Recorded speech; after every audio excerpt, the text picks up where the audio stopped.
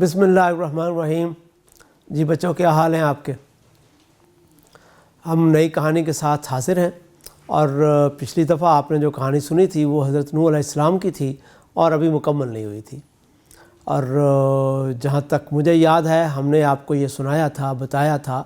کہ حضرت نوح علیہ السلام نے کچھ 950 سال تک اس قوم کو اللہ کا پیغام پہنچایا، لیکن ان کے کان پر جوں نہیں رینگی۔ انہوں نے حضرت نوح علیہ السلام کی کوئی بات نہیں مانی۔ اب کیا ہوا؟ اب آپ خود سوچیں کہ 950 سال کوئی کم عرصہ نہیں ہوتا، بلکہ آپ تو سوچ رہے ہوں گے کہ کیا کسی انسان کی اتنی عمر ہوتی بھی ہے کہ نہیں۔ تو اللہ تعالیٰ نے ہمیں بتایا کہ حضرت نوح علیہ السلام نے اتنے سال وہاں پر تبلیغ کی۔ اس کا مطلب ہے کہ اس زمانے میں لوگوں کی عمریں لمبی ہوتی ہوں گی، یا خاص اس دور میں کوئی ایسا معاملہ رہا ہوگا کہ عمریں اتنی تھیں۔ بہرکیف 950 سال کے بعد حضرت نوح علیہ السلام نے اللہ تعالیٰ کے آگے درخواست کی کہ اللہ تعالیٰ، اب تو میں بہت ہی تھک گیا ہوں اور میں بہت زیادہ پریشان ہوں کہ یہ میری بات کیوں نہیں مان رہے، اور میں دیکھ رہا ہوں کہ اگر یہ لوگ اسی طریقے سے شرک کرتے رہے، گناہ کرتے رہے، آپ کی بات کا انکار کرتے رہے، تو پھر ان کی آگے کی نسلیں بھی ایسی ہوں گی، کیونکہ جو انہوں نے سوچنا اور کرنا ہے وہی ان کے بچے کریں گے۔ تو اللہ تعالیٰ نے حضرت نوح علیہ السلام کو بتایا کہ میری ایک مدت ہوتی ہے، میں ہر قوم کو اس کی نفسیات اور اس کے حالات کے مطابق ایک مہلت دیتا ہوں، اور اب آپ درست کہتے ہیں ان کی مہلت ختم ہو چکی ہے۔ تو پھر حضرت نوح علیہ السلام نے اللہ سے دعا کی کہ بس پھر ان میں سے کسی کو زندہ نہ چھوڑنا۔ یہ اس قابل نہیں ہے کہ انسانی زندگی کو آگے بڑھائیں اور وہ انسانی زندگی اچھی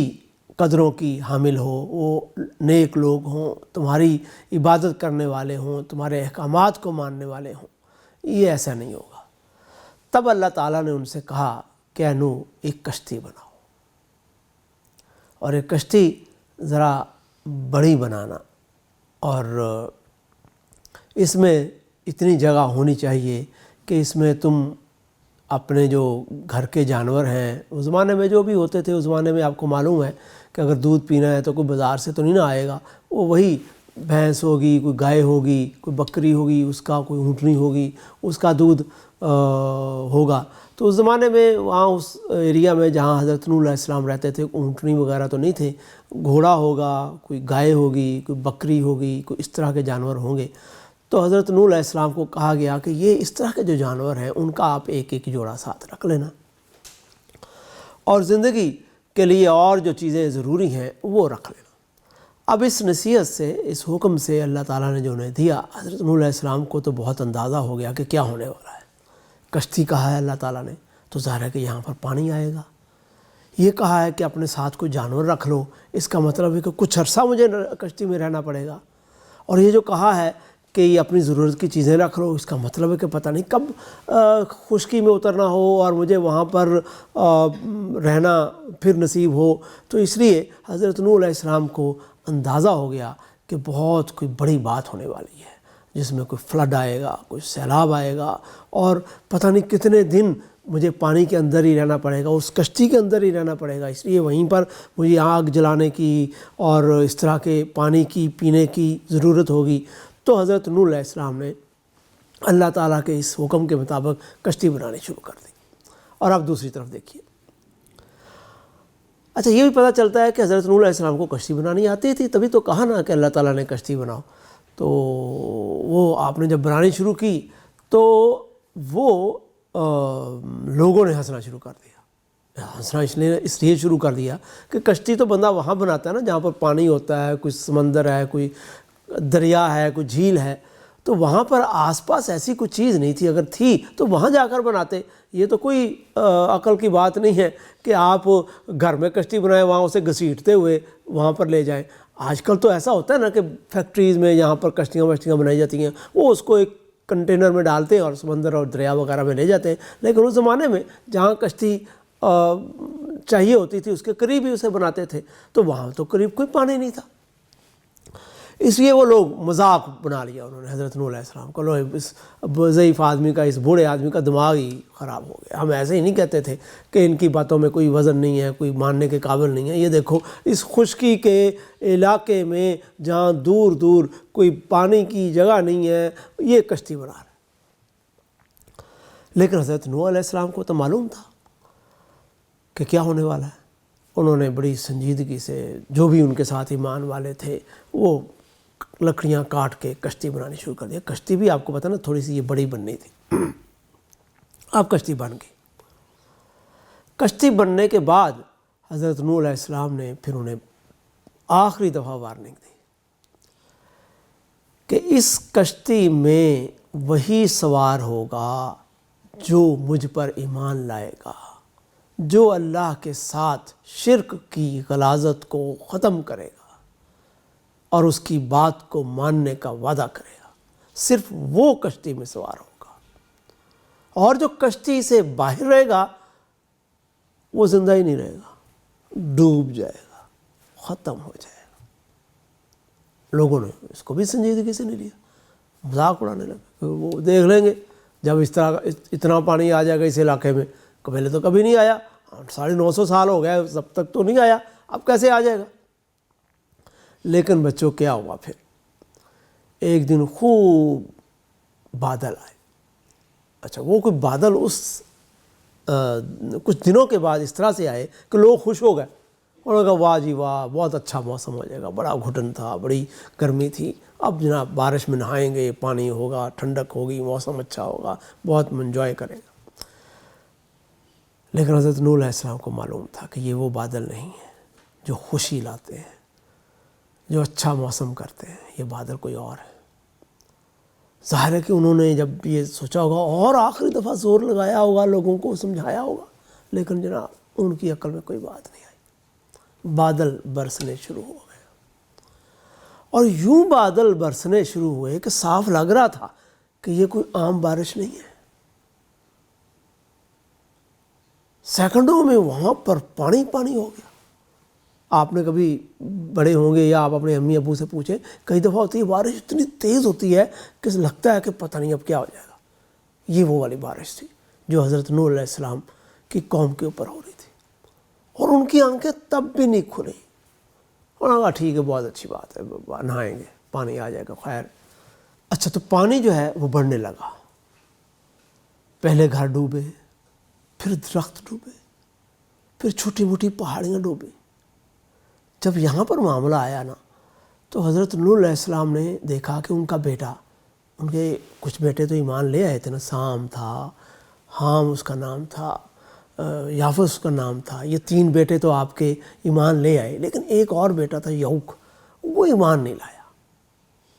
وہ آپ نے دیکھا کہ قریب قریب گزر رہا ہے، وہ پانی میں تیرتا ہوا، تو حضرت نوح علیہ السلام نے اسے کہا کہ آ جاؤ بیٹے، یہ کوئی عام سیلاب نہیں ہے، تم ڈوب جاؤ گے، آ جاؤ ایمان لے آؤ اور میری بات مان لو،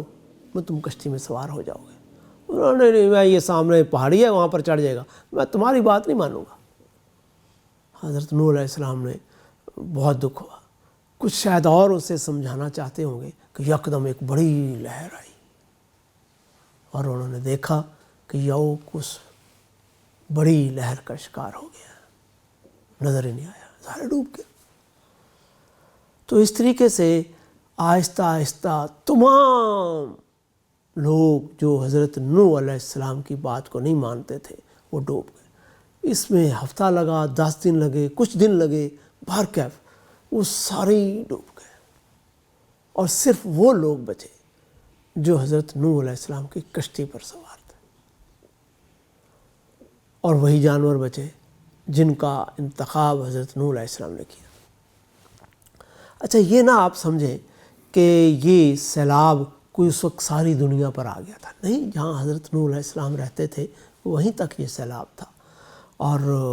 لیکن وہ بستی تو تباہ ہوگی نا۔ تو